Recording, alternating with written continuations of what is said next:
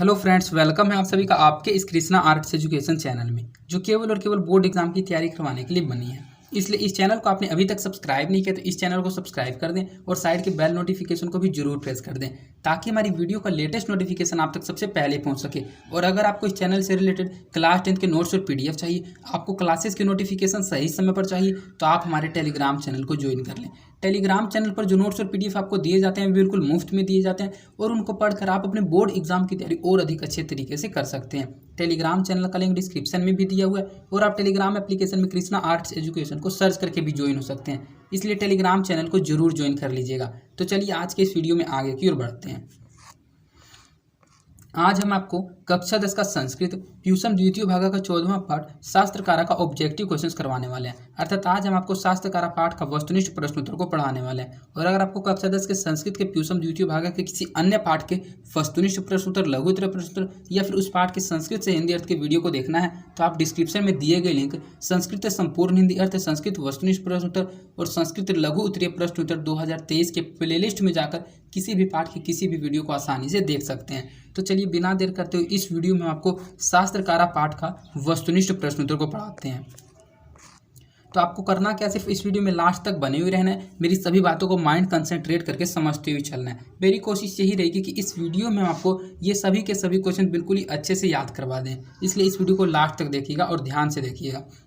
हमारा पहला क्वेश्चन है, भारतवर्ष में किसकी महत्ता, किसकी महती परंपरा सुनी जाती है? ए पुस्तक की, बी ग्रंथ की, सी शास्त्र की या फिर डी किसी की भी नहीं। तो भारतवर्ष में शास्त्र की महती परंपरा सुनी जाती है। पाठ का ही नाम है शास्त्रकारा। पाठ में हमने आपको पाठ का फर्स्ट लाइन ही था, भारतवर्ष से शास्त्राणाम महती परंपरा सूर्यते, अर्थात भारतवर्ष में जो शास्त्रों की महत्ता है वह बहुत ही महान रूप से सुनी जाती है। तो इसका सही आंसर ऑप्शन नंबर सी हो जाएगा। भारतवर्ष में किसकी महत्ता परंपरा सुनी जाती है?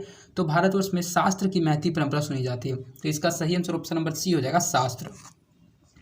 वर्ग में कौन प्रवेश करता है? वर्ग का मतलब होता है क्लास। क्लास में कौन प्रवेश करता है? ए शिक्षक, बी छात्र, सी प्राचार्य या फिर डी लिपिक। तो वर्ग में एक शिक्षक प्रवेश करते हैं जो सभी को शास्त्रों के अध्ययन के बारे में बताते हैं। तो इसका सही आंसर ऑप्शन नंबर ए हो जाएगा, शिक्षक। वर्ग में कौन प्रवेश करता है? तो वर्ग में शिक्षक प्रवेश करता है।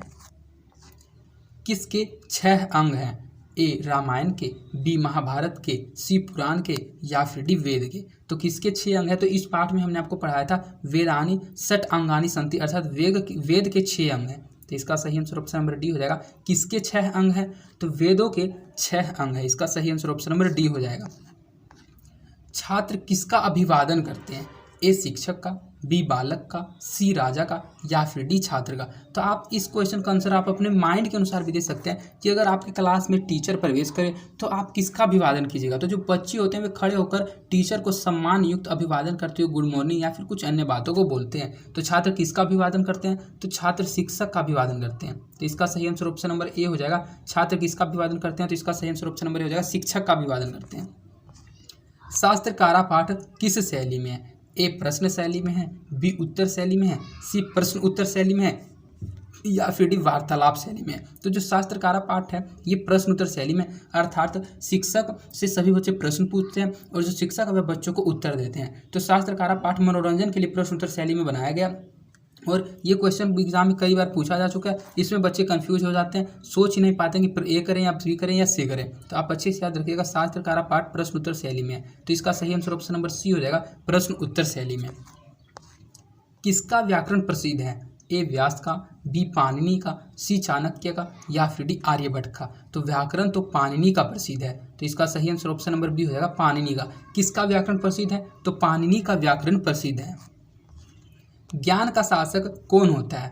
ए शास्त्र, बी विवेक, सी ज्ञान या फिर डी धन। तो शास्त्र का जो ज्ञान का जो शासक होता है वो कौन होता है? ज्ञान का शासक शास्त्र ही होता है, अर्थात शास्त्र के रहने से ही ज्ञान को कोई शासक चला सकता है। तो इसका सही आंसर ऑप्शन नंबर ए हो जाएगा, शास्त्र। ज्ञान का शासक कौन होता है? तो ज्ञान का शासक शास्त्र होता है। मनुष्य को कर्तव्य और अकर्तव्य का बोध कौन कराता है? अर्थात मनुष्य के लिए क्या सही और क्या गलत है इसका बोध कौन कराता है? ए शास्त्र, बी विवेक, सी ज्ञान या फिर डी धन। तो पाठ के अनुसार इसका सही आंसर ऑप्शन नंबर ए हो जाएगा, शास्त्र। शास्त्र मनुष्यों को कर्तव्य और अकर्तव्य के बोध को ज्ञान कराता है। तो इसका सही आंसर ऑप्शन नंबर ए हो जाएगा, मनुष्यों को कर्तव्य और अकर्तव्य का बोध शास्त्र कराते हैं। वेदांग कितने हैं। इससे पहले जो आपने क्वेश्चन पढ़ा था सेम वही क्वेश्चन है, बस इसको पूछने का तरीका लगा। जो आपने तीसरा क्वेश्चन पढ़ा था सेम वही क्वेश्चन है, बस इसका लैंग्वेज चेंज कर दिया गया क्वेश्चन को पूछने के लिए। इसमें पूछा गया कि वेदांग कितने हैं, अर्थात वेद के कितने अंग हैं। A3, B6, C5 और D4। तो अभी हमने आपको बताया था उस क्वेश्चन में था कि किसके 6 अंग है, तो वेद के 6 अंग है। और इसमें पूछा जा रहा है कि वेद के कितने अंग हैं, तो वेद के 6 अंग हैं। तो इसका सही आंसर ऑप्शन नंबर बी हो जाएगा 6। वेदांग कितने हैं, अर्थात वेद के कितने अंग हैं, तो वेद के कुल 6 अंग हैं। उच्चारण क्रिया का कौन बोध कराता है। ए शिक्षा, बी कल्प, सी छंद या फिर डी ज्योतिष। तो जो उच्चारण क्रिया का बोध कराता है वह शिक्षा कराता है। तो इसका सही आंसर ऑप्शन नंबर ए हो जाएगा शिक्षा। उच्चारण क्रिया का कौन बोध कराता है, तो उच्चारण क्रिया का बोध शिक्षा कराता है। निरुक्त के रचयिता कौन है। ए व्यास, बी पाणिनि, सी चाणक्य या फिर डी यास्क। तो जो निरुक्त के रचयिता हैं वे कौन हैं, तो वे यास्क हैं। तो इसका सही आंसर ऑप्शन नंबर डी हो जाएगा यास्क। निरुक्त के रचयिता कौन है, तो निरुक्त के रचयिता यास्क हैं। छंद के रचयिता कौन है।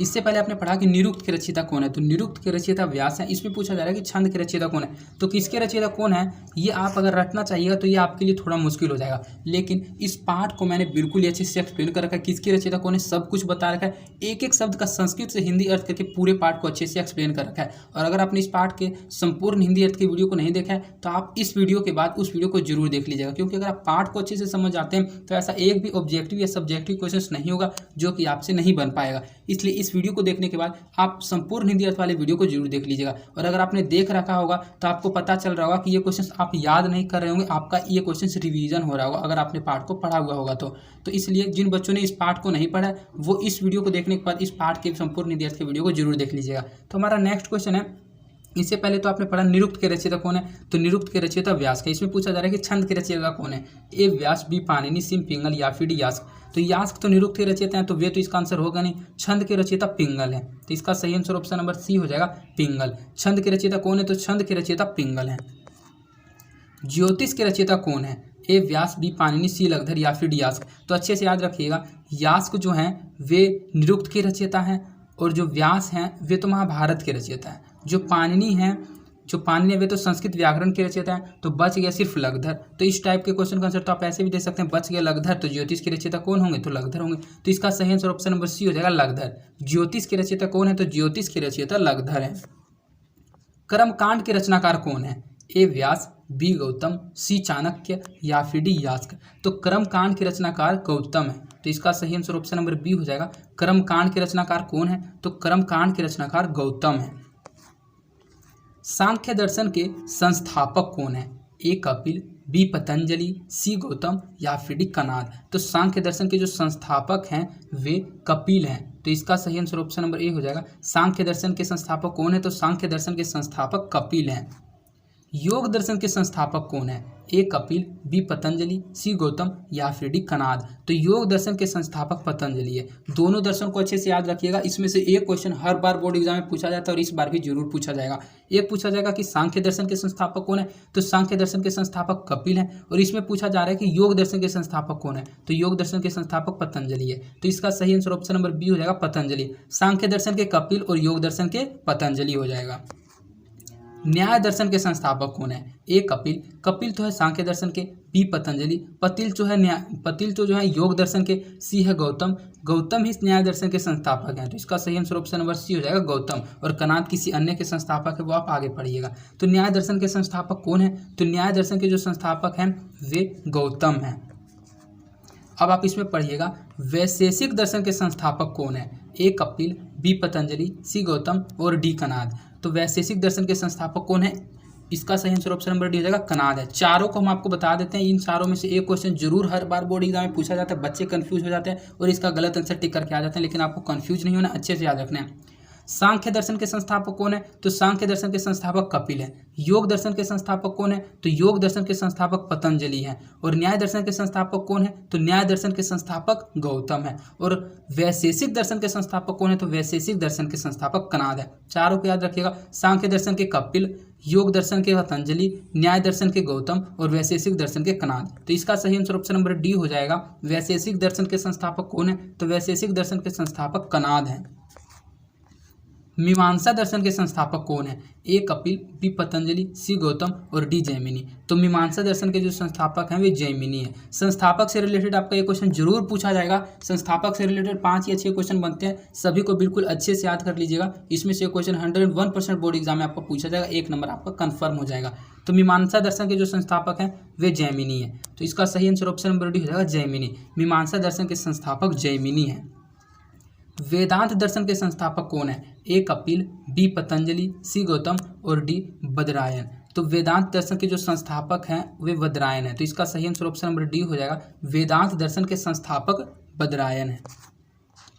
कृषि विज्ञान किसने लिखा है? ये जो कृषि विज्ञान है इसको किसने लिखा है? ए कपिल ने, बी पराशर ने, सी गौतम ने या फिर डी बदरायन ने। तो कृषि विज्ञान को पराशर ने लिखा है। तो इसका सही आंसर ऑप्शन नंबर बी हो जाएगा। कृषि विज्ञान को किसने लिखा है? तो कृषि विज्ञान को पराशर ने लिखा है। आर्यभट्टियनामा के रचनाकार कौन है? आर्यभट्टियनामा एक ग्रंथ का नाम है और पूछा यह जा रहा है कि इसकी रचना किसने की है? ए कपिल ने, बी पतंजलि ने, सी गौतम ने या फिर डी आर्यभट्ट ने। तो नाम से ही पता चलता है आर्यभट्टियनामा के रचनाकार कौन है। तो आर्यभट्टियनामा के रचनाकार आर्यभट्ट हैं। तो इसका सही आंसर ऑप्शन नंबर डी हो जाएगा। आर्यभट्टियनामा के रचनाकार कौन है? तो आर्यभट्टियनामा के रचनाकार आर्यभट्ट हैं। बृहत संहिता के रचनाकार कौन है? ए कपिल, बी पतंजलि, सी आर्यभट्ट या फिर डी वराहमिहिर। तो बृहत संहिता के रचनाकार वराहमिहिर हैं। तो इसका सही आंसर ऑप्शन नंबर डी हो जाएगा। बृहत संहिता के रचनाकार वराहमिहिर हैं। मनुष्यों को सांसारिक विषयों की आसक्ति या विरक्ति का उपदेश देता है उसे कहते हैं। ये श्लोक में आपने पढ़ा था, पाठ में हमने आपको एक श्लोक पढ़ाया था। उसी श्लोक से ये ऑब्जेक्टिव क्वेश्चन पूछा जा रहा है कि मनुष्यों को सांसारिक विषयों की आसक्ति या विरक्ति का उपदेश देता है उसे कहते हैं ए शास्त्र, बी विवेक, सी ज्ञान और डी धन। तो उसको कहते हैं शास्त्र। जो मनुष्यों को सांसारिक विषयों की आसक्ति या विरक्ति का उपदेश देता है उसे ही तो शास्त्र कहते हैं, जो आपने श्लोक में पढ़ा था। तो इसका सही आंसर ऑप्शन नंबर ए हो जाएगा, शास्त्र कहते हैं। चरक संहिता क्या है? ए आयुर्वेद शास्त्र है, बी धनवेद शास्त्र है, सी वास्तु शास्त्र है या फिर डी गणित शास्त्र है। तो जो चरक संहिता है ये एक आयुर्वेद शास्त्र है। तो इसका सही आंसर ऑप्शन नंबर ए हो जाएगा, आयुर्वेद शास्त्र। चरक संहिता क्या है? तो चरक संहिता एक आयुर्वेद शास्त्र है। तो इसका सही आंसर ऑप्शन नंबर ए हो जाएगा, आयुर्वेद शास्त्र। तो आप सोच रहे होंगे कि मैं एक क्वेश्चन को 2 से 3 बार क्यों बोल रहा हूँ। तो मेरा एक क्वेश्चन को 2 से 3 बार बोलने का सिर्फ एक ही रीज़न है कि ये क्वेश्चन आपको अच्छे से याद हो जाए, इसलिए मैं एक क्वेश्चन को 2 से 3 बार रिपीट करके आपको समझा रहा हूँ। तो इस प्रकार आपके इस पार्ट के 25 ऑब्जेक्टिव क्वेश्चंस कंप्लीट करा दिए गए, जो कि एग्जाम के दृष्टिकोण से मोस्ट इंपॉर्टेंट क्वेश्चंस थे। हम आशा करते हैं कि सभी क्वेश्चंस आपको याद हो गए होंगे और बोर्ड एग्जाम में इन्हीं से रिलेटेड इस पार्ट का क्वेश्चन पूछा जाएगा। और मैं आशा करता हूं कि अगर आपने इस वीडियो को शुरू से लास्ट तक देखा है तो आप एग्जाम में इससे रिलेटेड एक भी क्वेश्चन को गलत करके नहीं आइएगा। और अगर आपको यह वीडियो पसंद आई है तो इस वीडियो को अपने दोस्तों के भी ज़्यादा से ज़्यादा शेयर कीजिएगा और इस वीडियो को लाइक भी जरूर कीजिएगा, जिससे मेरा मोटिवेशन बना हुए रहता है। और अगर आपने अभी तक इस चैनल को सब्सक्राइब नहीं किया तो इस चैनल को सब्सक्राइब कर दें और साइड के बेल नोटिफिकेशन को प्रेस कर दें। और अगर आपको इसका आंसर सहित पीडीएफ चाहिए तो आप हमारे टेलीग्राम चैनल को ज्वाइन कर लें। टेलीग्राम चैनल पर आपको इसके पीडीएफ के अलावा अन्य बहुत सारे चैप्टर्स के नोट्स और पीडीएफ मिल जाएंगे, जिनको पढ़कर आप अपने बोर्ड एग्जाम की तैयारी में 4 चांद लगा सकते हैं। और अगर आपको किसी प्रकार की कोई समस्या होती है, आपको वीडियो कैसी लगी, आप अपनी बात को, अपनी राय को, अपनी सलाह को, अपनी फीडबैक को कमेंट के माध्यम से मुझ तक पहुंचा सकते हैं। और अगर आप मुझसे डायरेक्ट बात करना चाहते हैं तो आप मेरे प्राइवेट टेलीग्राम आईडी पर मुझसे बात भी कर सकते हैं। तो आज के लिए इतना ही, धन्यवाद। मिलते हैं आपसे किसी अन्य इंपॉर्टेंट वीडियो में।